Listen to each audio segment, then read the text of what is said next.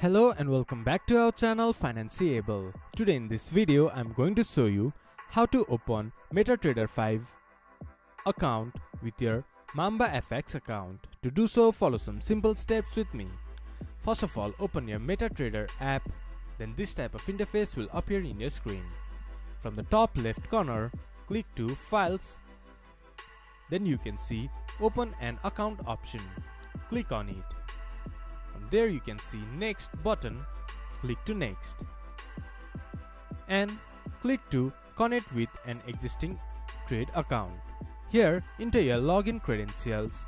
Then in Server, choose Mamba FX.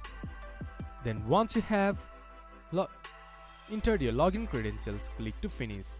Then you will connect your Mamba FX account in your MetaTrader 5 account. This is how you can connect Mamba FX account in MetaTrader. This much for today's video. If you guys find our video helpful, please leave a like and comment. And do not forget to subscribe our channel and hit the bell icon. I'll see you guys again in our next video. Thank you for watching.